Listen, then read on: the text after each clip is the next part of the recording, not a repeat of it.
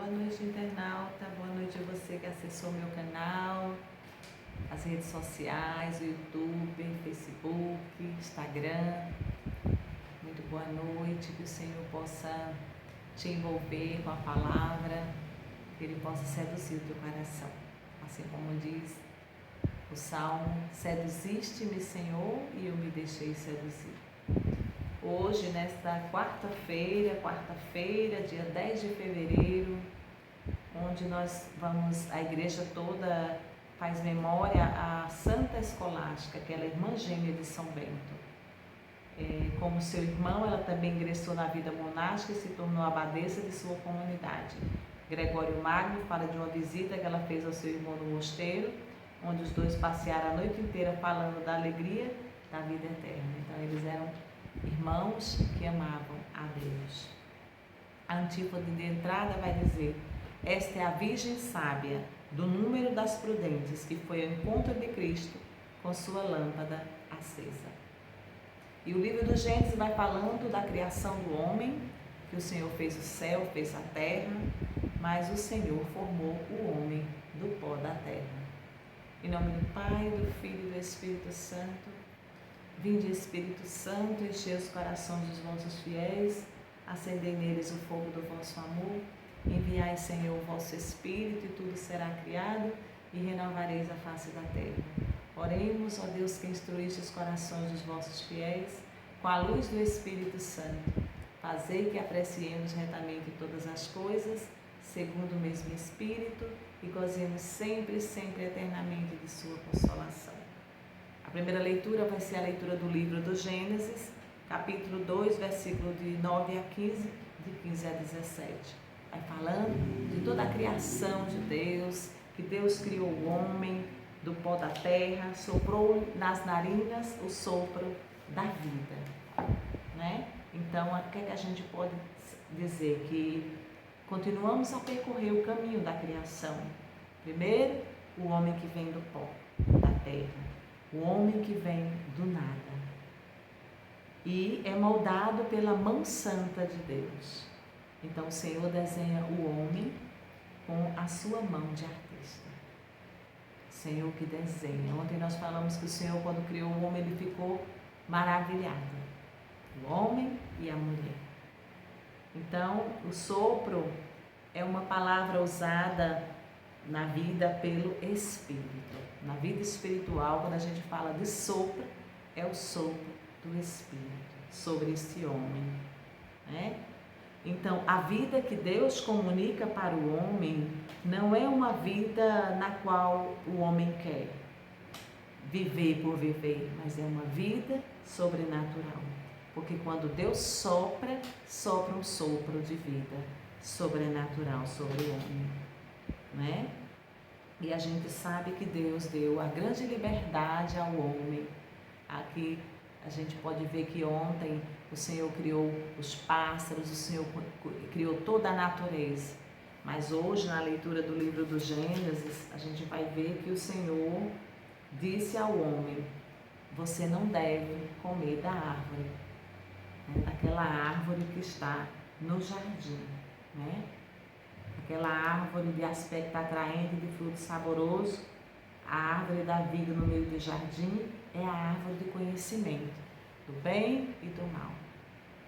Então, se eles comessem daquela árvore, de tudo aquilo que tinha nela, eles viveriam uma vida de desobediência, porque Deus deu a eles naquele paraíso todo o bem, mas existia também ali aquela árvore da vida. Então significaria que aquele homem, em desobediência a Deus, que foi o que aconteceu, ele estaria saindo daquela vida na graça que o Senhor tinha preparado para ele, né? Aquela vida sobrenatural. Então Deus deu ao homem a liberdade para que ele fosse capaz de amar. Mas o homem escolhe ir para aquela árvore da vida, né? Ser conhecedor de tudo aquilo que só pertencia a Deus. Então o homem quis ser mais que Deus, né? Com isso, esse homem peca. E aí a gente vê toda a história, né, que a gente vai lembrando de quando a gente escuta no seminário de vida, pecado e salvação, né? Eu não quero que tu conheças o mal. É isso que Deus estava dizendo ao homem. Olha, não vá por ali, porque ali tu vais conhecer o mal. Eu te criei para um bem maior. Né? E é como se o Senhor também dissesse, eu não quero que você se envolva com o mal. E aí, diante desta palavra, nós podemos ver que o Senhor queria que aquele homem continuasse com o coração puro, com o coração desejoso de Deus. E hoje nós podemos retornar ao amor pleno, esse amor de plenitude que Deus nos traz, que só Deus nos traz. E esse tema central do Evangelho vai falar o quanto Deus quer que nós tenhamos o coração puro. Proclamação do Evangelho de Jesus Cristo, segundo Marcos. Naquele tempo, Jesus chamou a multidão para perto de si e disse: escutai todos e compreendei. O que torna impuro o homem não é o que entra nele, vindo de fora, mas o que sai do seu interior. Quem tem ouvidos para ouvir, ouça. Quando Jesus entrou em casa, longe da multidão, os discípulos lhe perguntaram sobre esta parábola. Jesus lhe disse: será que nem vós compreendeis? Não entendeis que nada do que vem de fora e entra numa pessoa pode torná-la impura? Porque não entra em seu coração, mas em seu estômago e vai para a fossa? Assim Jesus declara que todos os alimentos eram puros. Ele diz: o que sai do homem, isso é o que o torna impuro, pois é de dentro do coração humano que saem as más intenções, imoralidade, roubo, assassínios, adultérios, ambições desmedidas, maldades, fraudes, devassidão, inveja, calúnia, orgulho, falta de juízo. Todas estas coisas más saem de dentro do coração e elas é que tornam o homem impuro. Palavra da salvação, glória a vós, Senhor. Irmãos, Jesus fala tudo.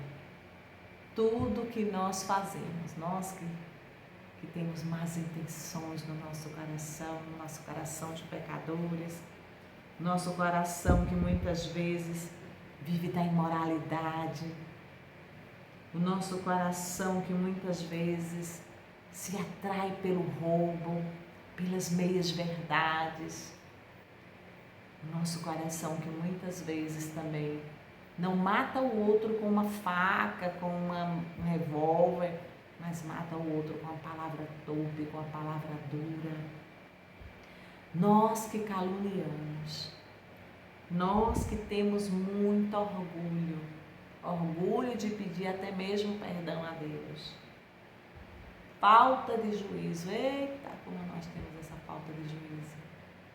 Gente, tudo isso é o que vem, é o que sai de dentro, e são elas, como diz a palavra, que tornam o nosso coração impuro. Nosso coração sente inveja, ódio, rancor, ira, todos os pecados. A gente podia passar a noite inteira falando, mas eu não vou dar brecha ao maligno. Nós vamos falar que existe um Deus que nos criou para o amor. E esse amor vai à loucura por causa de nós. E nós podemos voltar para Ele, fazer um grande regresso, como eu dizia hoje na Arca da Aliança. Aqueles jovens, aquelas pessoas que estavam ali ouvindo falar de fé. Fé e conversão andam juntas. Se eu digo que eu tenho fé, eu estou no caminho de conversão. Estou me convertendo, precisando de Cristo, precisando que Ele me alimente todos os dias da Eucaristia, para não ter inveja. Para quando a inveja vir, eu dizer: Senhor, me alegro com tudo aquilo que Tu deste para o meu irmão, porque é meu irmão, porque Tu sabes tudo. Em todo tempo Tu és bom, como já diz a música.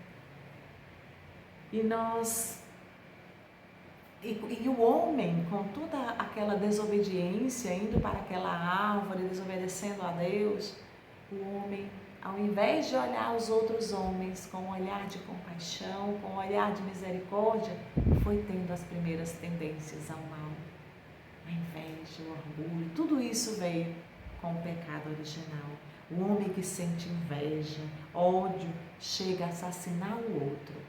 A gente vê Caim e Abel. Caim, irmão de sangue de Abel, teve ódio de Abel, porque Abel estava ali pastoreando as ovelhas, com amor, com alegria de servir. E Caim teve muito ódio e apedrejou seu irmão até a morte. E nós podemos ver que dali, daqueles irmãos, veio também tantos males, tantos males. E aí você podia me perguntar, mas qual é, Deise, o caminho para que eu possa viver essa pureza, para estar em Deus, para viver essa retidão com o Senhor? O caminho é uma inteira intimidade com o Senhor pela palavra. Eu tenho experimentado, irmãos, na minha vida, que sem a palavra de Deus, sem esse alimento, eu tendo a cair mais. Eu tendo a ficar naquele degrau último, sem querer subir. Mas é preciso uma profunda disposição em dar a volta. Aquele caminho tortuoso, voltar atrás, para que o Senhor possa nos dar essa graça. Eu convido você hoje a meditar e ter essa plena certeza de que Deus vai fazer tudo na tua vida. Shalom.